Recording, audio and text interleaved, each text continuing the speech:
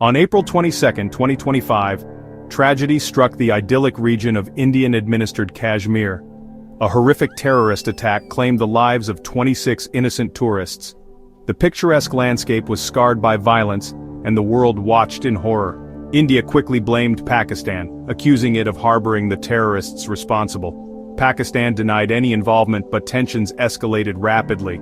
The fragile relationship between the two nuclear-armed nations was further strained. The world held its breath, fearing a full-blown conflict. The attack ignited public outrage and demands for a strong response. Prime Minister Narendra Modi faced immense pressure to act decisively. Memories of past attacks fueled anger and resentment. The international community urged restraint, but the situation remained volatile. The stage was set for a dangerous escalation. The attack was a grim reminder of the deep-seated mistrust and animosity.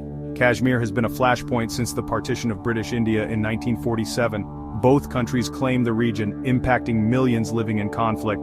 The attack threatened to reignite old wounds and push the two nations closer to the brink. The international community watched with bated breath, fearing a repeat of past escalations. The specter of a wider conflict loomed large, threatening to destabilize the region. The United States and other key actors scrambled to diffuse tensions. Their efforts were met with resistance, each side determined to assert dominance. On May 7, 2025, India launched a series of military strikes against what it claimed were terrorist training camps operating within Pakistan. Codenamed Operation Sindoor, the strikes marked a significant escalation in the conflict. Indian Air Force jets and artillery units targeted facilities across the line of control, the de facto border dividing Indian-administered Kashmir from Pakistan-administered Kashmir. India asserted that these strikes were a preemptive measure to prevent further attacks on its soil, citing intelligence reports of imminent threats emanating from these camps. The strikes were met with immediate condemnation from Pakistan, which denied the presence of any terrorist camps within its territory. Pakistan accused India of violating its sovereignty and vowed to retaliate at a time and place of its choosing. The international community expressed grave concerns over the escalation, urging both sides to exercise restraint and seek a diplomatic solution. However, the appeals for calm fell on deaf ears, as the two nuclear-armed neighbors edged closer to the precipice of war. Operation Sindoor represented a departure from India's traditional policy of strategic restraint in the face of Pakistani provocations. The strike signaled a new assertiveness in India's security posture, reflecting the Modi government's determination to take a more proactive approach in combating terrorism emanating from Pakistani soil. The strikes were widely seen as an attempt by India to establish a new normal in its dealings with Pakistan, demonstrating its willingness to use military force to achieve its strategic objectives. The aftermath of the strikes saw a flurry of diplomatic activity, with world leaders scrambling to prevent a further escalation. The United States, China, Russia, and other key powers called for restraint and dialogue, urging both India and Pakistan to step back from the brink. The United Nations Security Council convened an emergency meeting to address the crisis, but its efforts to broker a ceasefire were hampered by the deep divisions between the two countries and the lack of trust that has characterized their relationship for decades. Pakistan, refusing to be cowed by India's show of force, responded in kind. On May 9, the Pakistani military launched its own offensive, codenamed Operation Bunyan Marsoos. Pakistani fighter jets targeted Indian military installations along the line of control while artillery units exchanged fire across the border. Pakistan claimed that its strikes were limited to military targets and were a measured response to India's aggression. The situation escalated rapidly as both sides traded accusations and counter-accusations. Reports emerged of civilian casualties on both sides of the border, adding a tragic human dimension to the conflict. The exchange of fire continued for several hours, raising fears of a wider conflagration that could engulf the entire region. The international community watched with growing alarm as the two nuclear-armed neighbors engaged in a dangerous game of brinkmanship.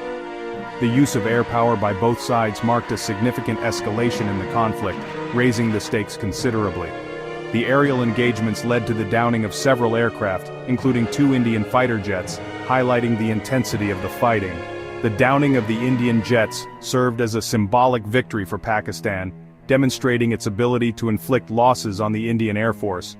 which is considered to be one of the most advanced in the region. The escalation of the conflict sent shockwaves through the international community. World leaders issued urgent calls for restraint, urging both sides to de-escalate the situation and return to the negotiating table. The United States in particular played a proactive role in trying to broker a ceasefire, recognizing the grave danger posed by a protracted conflict between two nuclear-armed states. However, their efforts were initially met with resistance as both India and Pakistan appeared determined to extract concessions from each other through military means.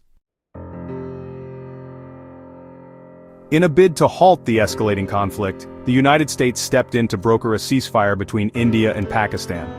Both nations, recognizing the severe consequences of continued hostilities, agreed to the terms.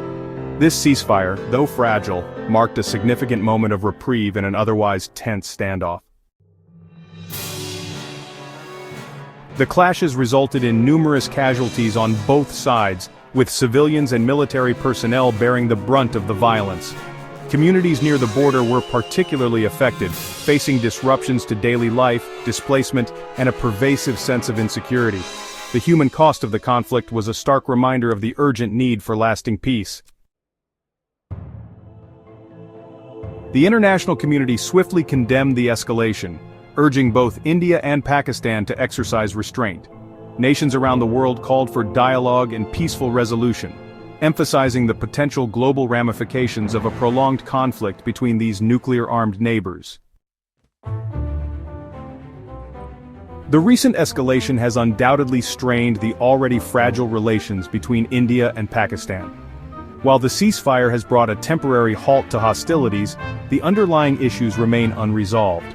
The path forward will require sustained diplomatic efforts, mutual trust building, and a commitment to addressing the root causes of the conflict.